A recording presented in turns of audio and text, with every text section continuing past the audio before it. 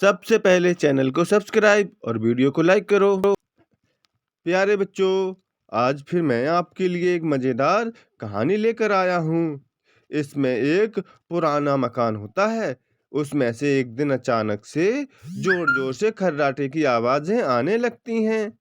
अब मकान के आसपास रहने वाले सभी जानवर और जीव जंतु बड़े परेशान हो जाते हैं कि इस मकान में तो कोई रहता नहीं है, फिर अंदर कौन सो रहा है। तो आइए बच्चों, हम भी देखते हैं कि अंदर कौन सो रहा था उस पुराने मकान में। इस कहानी को लिखा है शीतल पॉल ने, चित्र बनाए हैं निखिल खत्री ने, और कहानी का नाम है खर्राटे रुक गए। इसमें क्रेडिट है रूम टू रीड को। खर खर देखो, ये पुराने मकान से खर्राटे की आवाज आ रही है। ओहो, कौन सो रहा है इस कमरे के अंदर? पेड़ पर बैठी चिड़िया ने पूछा।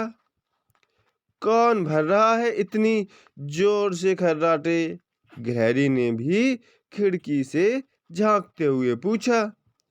तितलियों ने भी खिड़की के अंदर झांकने की कोशिश की। सभी कान बंद करके बैठ गए। देखो, सबने कान बंद कर लिए। हाँ, मेंढक ने खिड़की के पास फुदकने की कोशिश की। वह भी जानना चाहता था कि कौन सो रहा है अंदर। बंदर बोला, मैं पता कर सकता हूँ।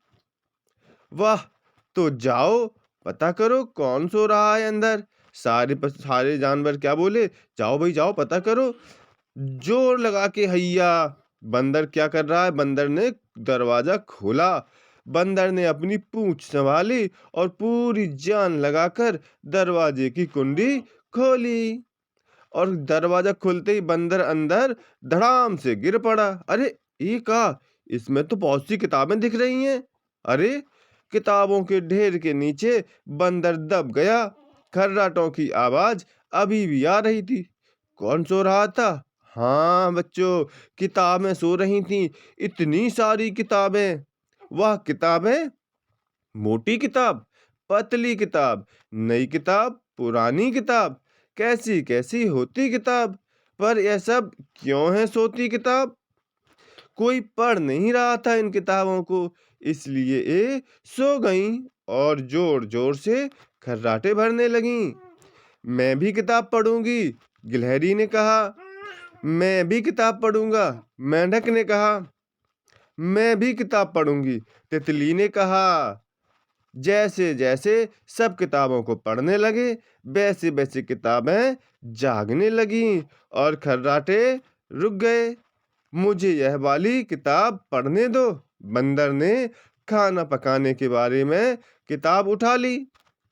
अरे, ये क्या? अरे बच्चों, क्या बात हुई? देखो, बंदर ने किताब पढ़ने के लिए उठाई, किताब को नींद से जगाया और किताब पढ़ते पढ़ते खुद ही सो गया। तो बच्चों, कैसी लगी कहानी आपको?